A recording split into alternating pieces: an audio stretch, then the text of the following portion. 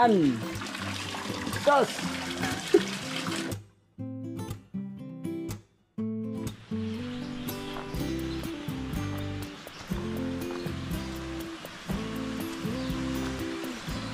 Ayun po, linisan namin yung ating koi pan. At saka hulihin yung malaking isda, malaking tilapia na nahalo sa kanila. Yan po mga kaprobinsya, oh. Napakadumi po sa ating pan dito. Sa ating mga koi. Matagal na po yan na hindi natin nalinisan. At yung tilapia, wala siyang kawala namin ngayon dito. Kurang na palanggana daw. Kailangan tayo dito ng maraming palanggana para malipat natin yung ating mga koi. At saka malinisan ng maayos ng ating pan dito. Hugaw ka isa. Malalim po yung pan namin mga kaprobinsya, oh. Tingnan niyo po. Wow. Ang tilapia. Ang laki po sa tilapia na matagal nating hinahunting dyan. Ngayon, huli ka balbon. Sino unang lulusog dyan? Paksit isa. Pero wala ka ba siguro guys? Oh, pagka nakuha. Nakuha tilapia. Napakabilis yan lumaki dito mga kaprobinsya. Dahil maganda yung pagkain niya. Tingnan nyo po, oh, kung gaano sa kalaki. Lumaki siya ng gusto dito. Yan. Tos. Katuyas ito. Yan po ang ating giant na tilapia. Basta tumagal pala sila mga kaprobinsya, tapos maraming pagkain. Ano po, lumaki sila. Basta maraming pagkain. Tingnan nyo po mga kaprobinsya, oh, kung gaano kalaki yung tilapia na palagi natin hinanting dito. Pang nasa mga ilang kilo kayo ito. Ayaw na. Subukan na din na kiluhin. Ito. Mga 1 kilo kayo. Tingnan nyo po mga kaprobinsya, oh, kung gaano kalaki yung tilapia na nasama sa ating koi. Isugat rin doon kasi mulokso niya dito. Mabalik sa punong niya.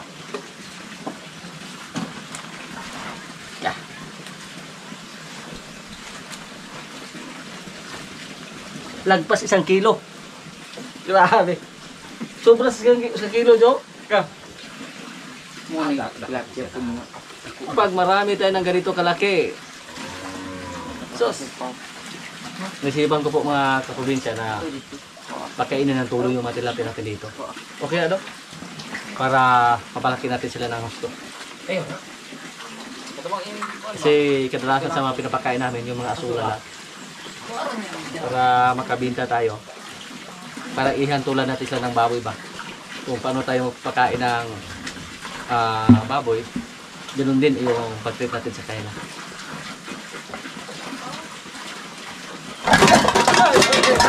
Ay! Napatulog-tulog na siya.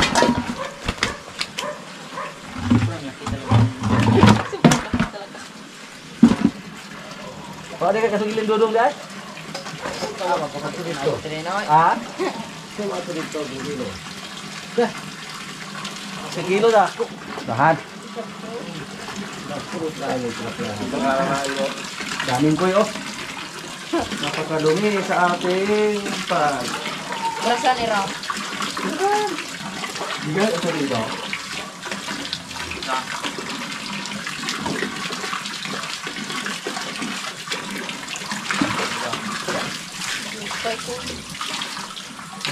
Ano naman? Gabok ako. Yung dira.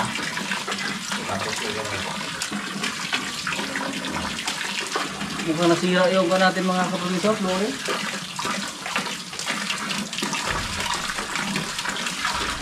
Mga bangat.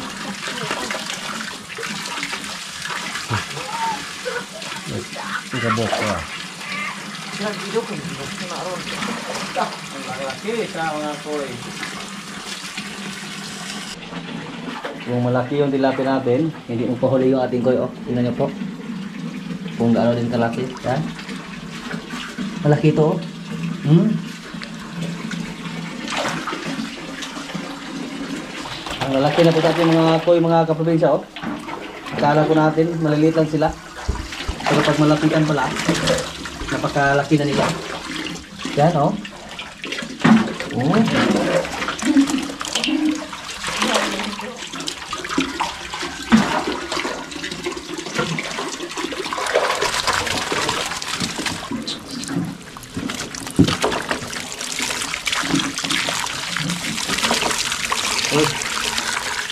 Ito ha, itagat.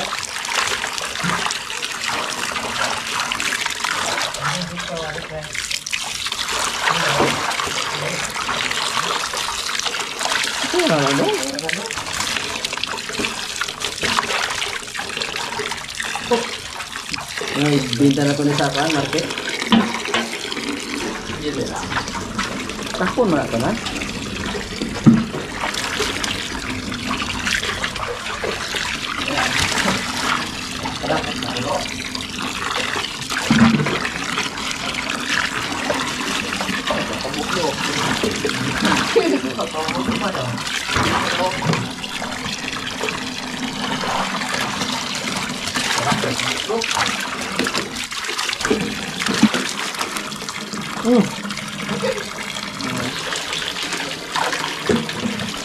Wala na nilagay namin sila dito.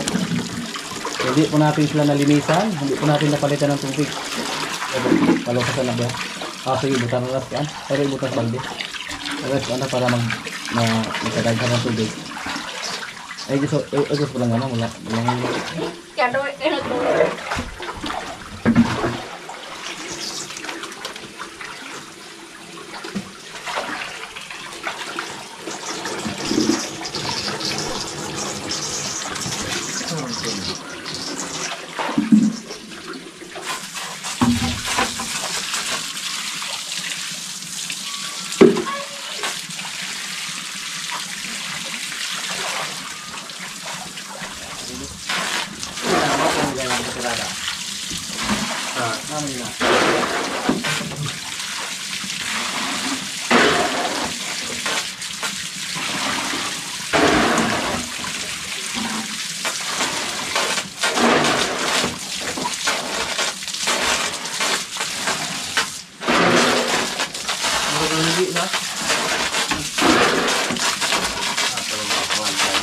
Pero na yung loob na.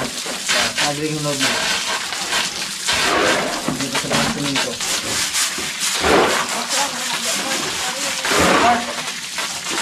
Lagi na yan.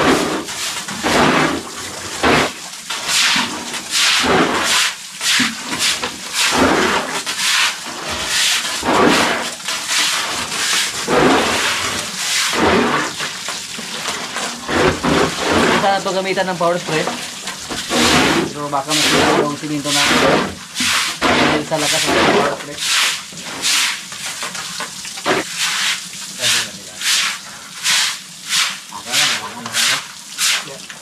Balik na ito. Garit suyo.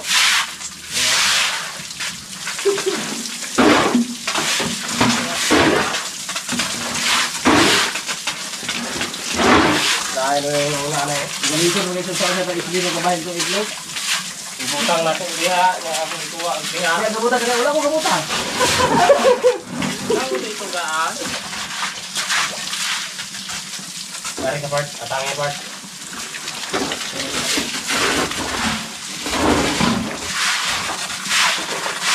Sige part. Oh. Tapos si part. Gata pa, gata. Ay.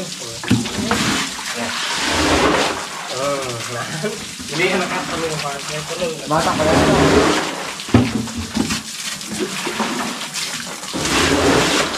Liwat mo yung part. Kulang na sila sa oxygen, oh. Wala tayong aerator. Wala natin yung mga maliliit na. Wala ka naman. Ay, ito kong katuog lang, boy.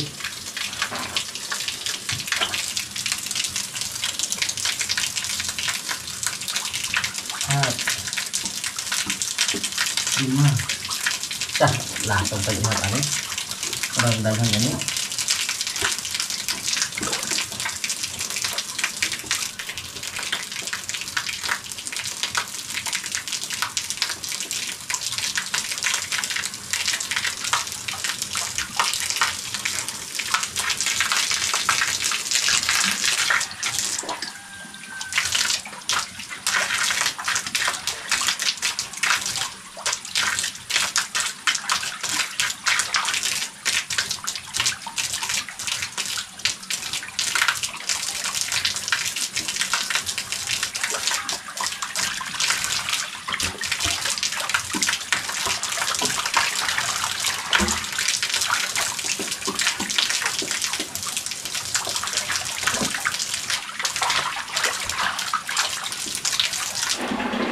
Yan na po mga kaprobinsya oh.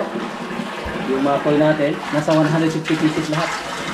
150. 150 kabuo. Yan po ang ating mga coin.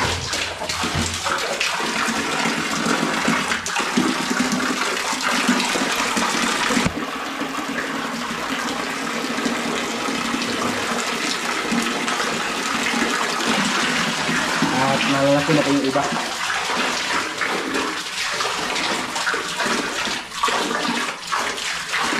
Ito, malaki ito.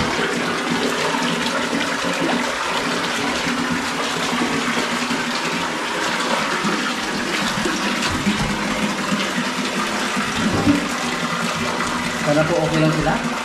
Kasi bago lahat yung tubig nila. Pagdagan natin lahat para malinisan natin yung nasa loob ng ating tank.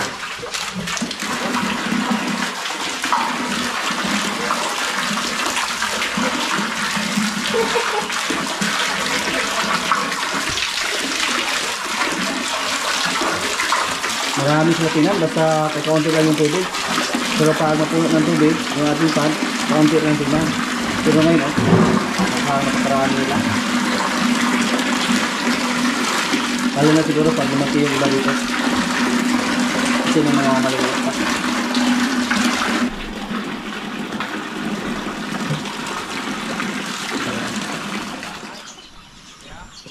Bag-o ni. Kaya murag na daw itong alad ato. Rabbit natin oh.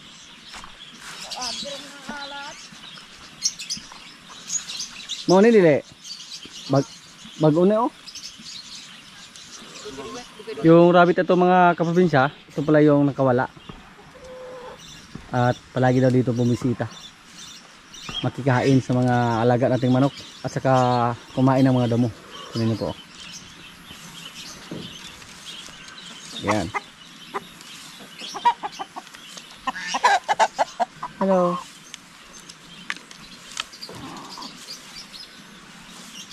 Babae. May anak na kaya siya ngayon? Kumusta na kaya yung buhay niya dito sa labas? Na malaya siya makapunta kahit saan.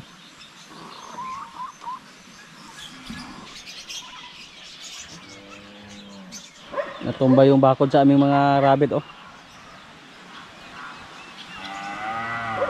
Si Marimar mga kaprobinsya umiyak kasi pinasol namin si Basya doon para makasid tayo sa ating mga napier.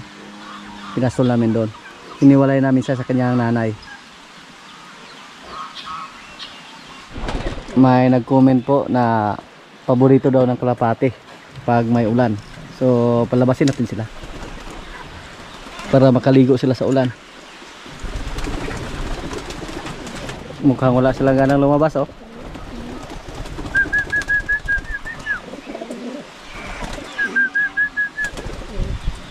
Ayaw nilang lumabas. Yung tatlo nating baboy mga kaprobinsya, yung pinatingin natin, yung naiwan sa ating mga biik dati, kasi tatlo na lang, pinatay natin yung iba. Ibinta na po natin, napagpasyahan natin na ibinta. Kasi deficit tayo sa pira. Nakagastos tayo ng medyo malaki sa ating elf. Sa isa nating pagkakamali, may nasira. Nagkamali tayo ng nilapitan na mekaniko. Instead na walang diferensya yung sasakyan natin, pinapalitan lang natin ng timing belt. Ang nangyari po, hindi po maayos yung pag-timing, hindi niya nakuha yung timing. Ang nangyari, nag-overheat yung ating sasakyan. Kaya maraming parts na nasira. So, nagagastos tayo. At napagpasyahan ko po na yung tatlo nating baboy, para maka-recover tayo, hindi tayo ma-deficit, ibenta natin yung ating tatlong katining. So, yung tatlo nating baboy, bukas, kunin na siguro yan. Ngayon sana, pero palagi umulan dito sa atin. Kaya, pinagbaliban muna natin. At yung mga dumalaga nating baboy, mga kaprobinsya, ito po, inihintay natin na hindi maglandi. Kasi naiay na po natin sila. Yung dalawa nating baboy na dumalaga. Pag mabuntis lahat, yung mga babae nating baboy, halos sabay-sabay sila na mga anak. Ito yung dalawa, parang linggo lang yung pagitan sa kanila. Pati yung isa doon, yung pinakasa natin. Ito medyo nauna to. Nasa mga isang buwan na to mula sa pagkasta. At hindi naman siya naglandi. Sana buntis na siya. Palagi po natin i-check yung mga baboy natin dito na babae. Baka naglandi naman. Ito po yung tatlo nating baboy, oh. Sana umabot sila sa 70 kilos bawat isa sa kanila. Yan. Maliban po sa mga baboy natin na palagi natin inobserbahan mga kaprobinsya, or palagi namin minonitor yung ating mga baka dito na babae. Binantayan namin sila kung maglandi ba sila. Lalo na yung isa natin dumalaga, yung puti. At saka yung ating mga dumalaga doon na galing sa Batangas, si Queenie at si Batang.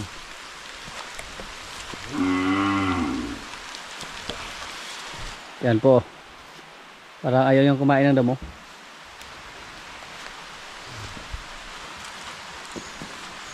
Mahilig siyang kumain ng mga dahon ng niyog.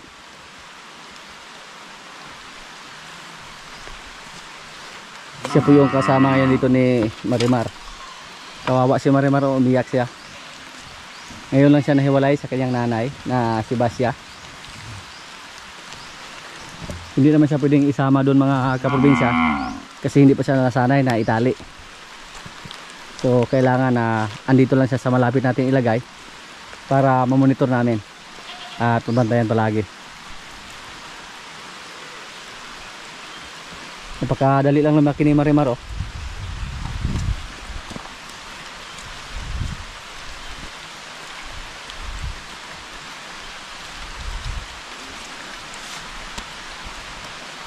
Ulan na naman dito sa amin. Umulan man or umaraw, tuloy-tuloy pa rin yung trabaho natin sa pagpakain sa ating mga alaga.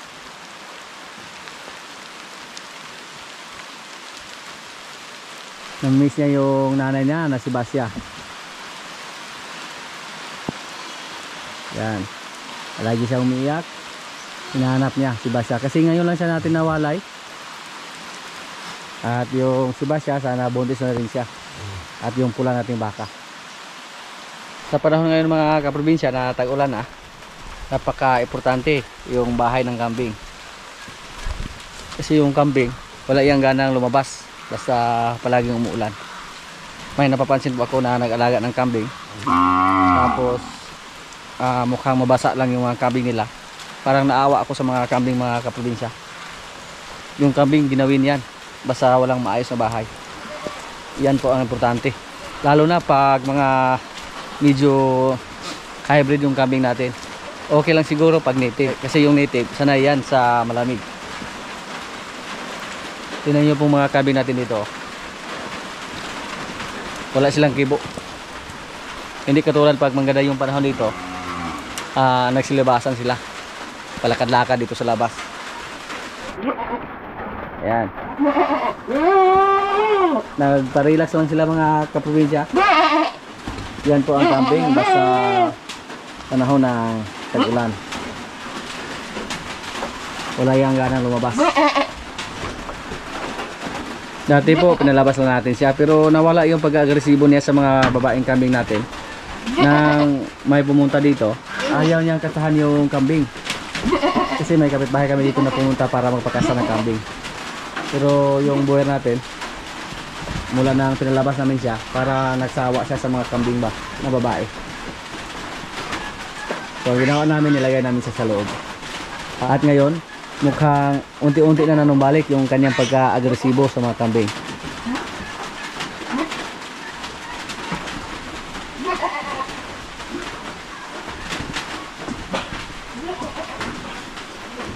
May buwer na dito.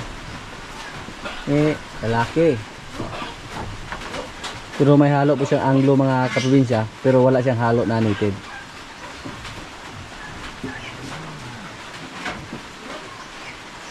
Ang gandang klase yan. Pag malagaan niya ng husto, malaki yan. Anak sila ng ating buwer na lalaking kambing. Wala pa silang ganang bumaba sa kanilang kubo. Basta tag-ulan. Yung lalaki natin ng kambing na pinakapo natin, parang naging babae yung katawan niya. Yan po. Ganun siguro mga kaprobinsya, basta wala ng itlog. Yan. Parang naging babae yung kanyang katawan. Nipis ba?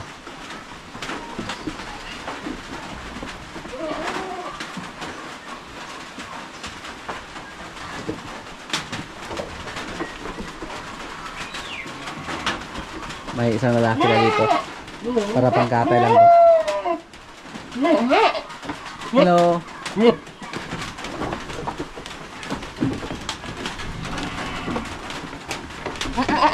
Hindi pala dapat ihalo palagi yung lalaking kambing mga kaprobinsya. Kasi magsawa siya sa mga babaeng kambing pag palagi niyang kasama.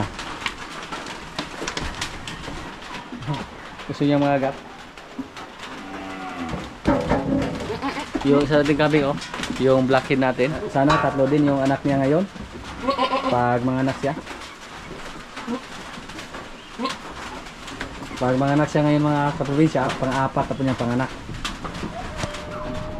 So yung kambing natin, pag wala silang kubo tuwing tag-ulan, kawawa po sila. Madali silang magkasipon. Basta wala silang maayos na masilungan.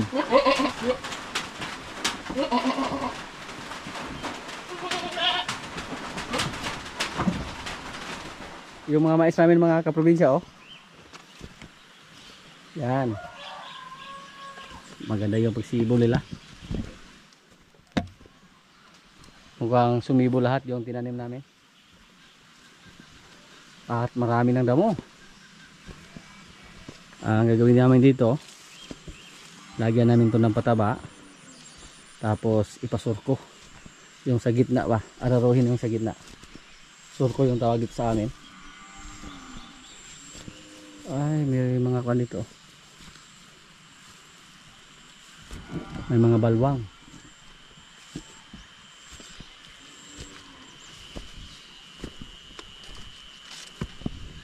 Kaya pala maraming damo dito mga kaprobinsya. Kasi hindi ito naararo.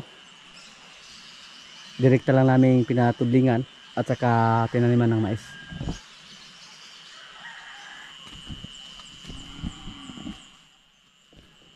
At yung talong natin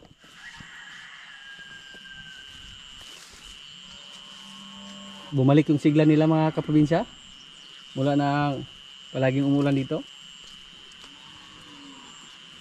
Marami ng mga bulaklak.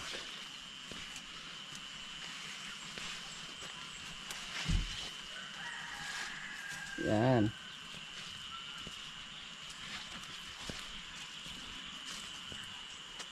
Doon sa gilid mukhang hindi nakasibo lahat yung mga mais natin dyan.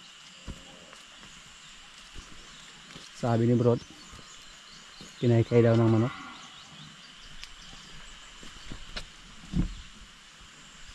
At saka talhong, may buungon.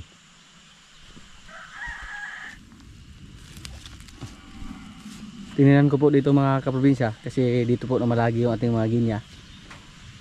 Tinicheck natin, baka kinain nila yung mga dahon katulad ng pabo. Pero base po sa ating nakikita dito, kahit dito pa na malagi yung ating ginya, mukhang okay lang naman. Hindi siguro katulad ng pabo yung ginya mga kaprobinsya na mahilig sa mga dahon. Kasi pag yung pabo natin ang makawala tapos makarating dito, yung mga mais na to, ubos to yung mga dahon. Paborito nila yung ganitong edad.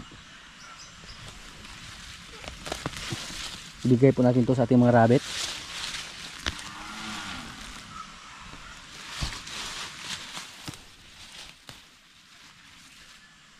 Balikan natin doon yung area kung saan nag-itlog yung ating mga ginya. Baka may itlog naman sila. Tapos tag-ulan ngayon, masira lang yung kanilang mga itlog kasi palaging mabasa ng ulan. Kunin natin kung makita natin.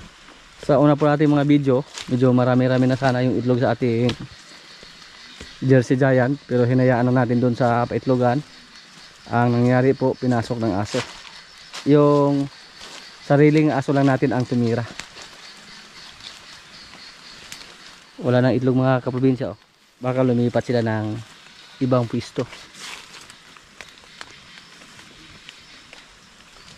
Hanapin natin.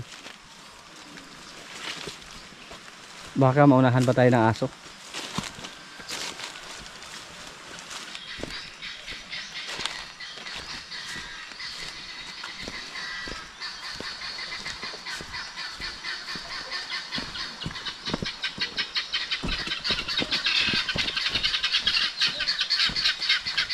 Ang ginawa po namin sa kanila, palagi namin binibilang. Pag kulang sila ng isa, so malaki ang posibilidad na may nag-itlog sa kanila o may nagbinlin.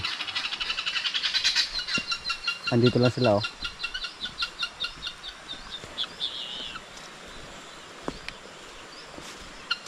Noong una, dito din sila ng itlog.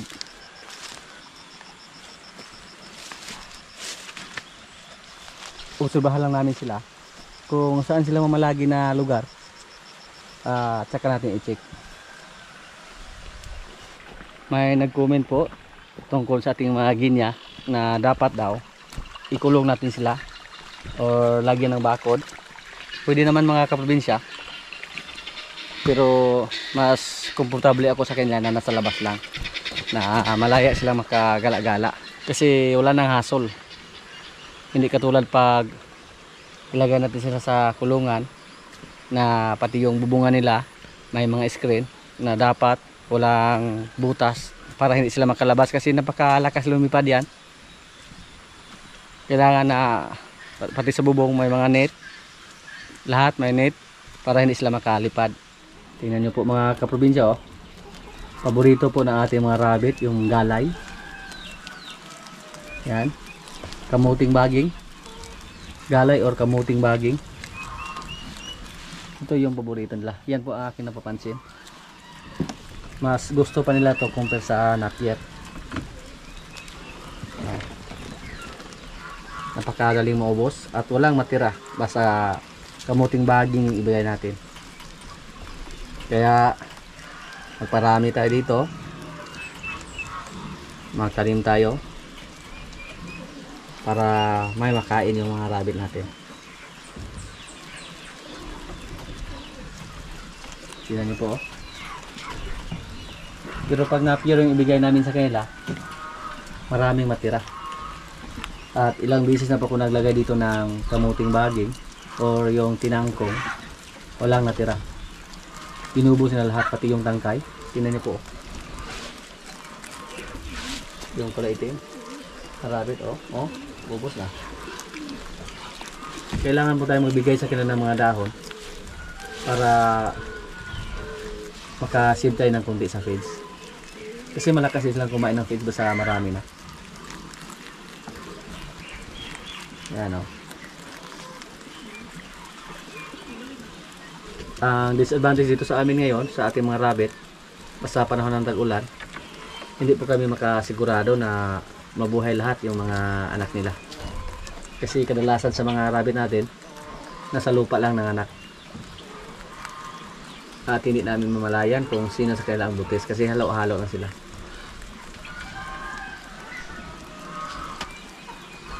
Yan o. Tinakbo na yung mga galay natin, yung mga kamuting baging. Tinakbo na doon. At wala na. susunod na mga araw, sikapin ko po na makatanim tayo ng mga kamuting baging. Kahit sa gilid lang ng ating mais, or isang linya lang, para lang sa ating mga alagang rabbit. Napakaila po sa rabbit ang nakabala mga kaprobinsya. Oh. Andito naman siya. Do, idla ka dong sa. Di madakpan. Di madakpan. Hayaan lang natin siya nasa labas. Pag mapagkawala tayo ng isang lalaki, sigurado tayo na dadami yung mga rabbit natin sa labas. Tingnan nyo po mga kaprobinsya. Oh. Yung mga ginyan natin. Kanina nang andun tayo. Ngayon umuwi na sila. Napakadali lang na nakabalik nila dito. Yung mga kasama namin ang huli ng tilapia para idagdag sa isa natin tilapia na malaki para pang ulam namin mamayang gabi. Yan po ang maganda mga kaprobinsya pag may mga isda tayo na alaga, kahit tilapia lang. Ayan na. Nagdago. Ako ito ni. Dako oh. Yan. Yung tilapia namin dito lang kaubusan. Mga kaprobinsya, kaya na po. Ito na yung tilapia natin oh. Na 1 kilo. Yan. Napakalaki. May paksiw tayo na tilapia sa gata. Saka pinirito. Lord, maraming salamat sa pagkain. So, kain na. Luya mas dudong rod. Okay. I-apil mo ni. Ha? Wala. Yan ang ginawa ko. Oh. Iwan mo lang tayo.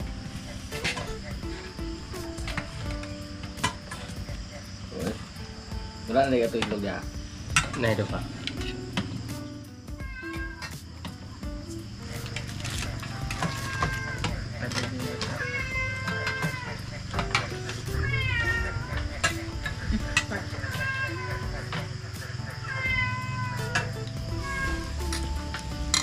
Amigo yung papadun ka.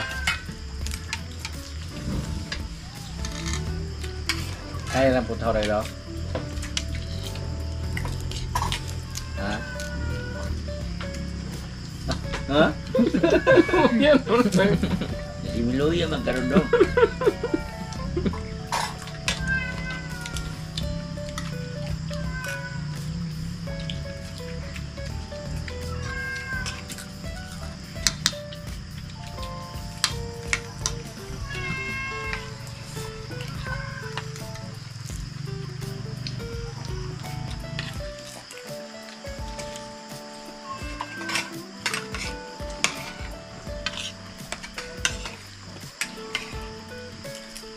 Dulong.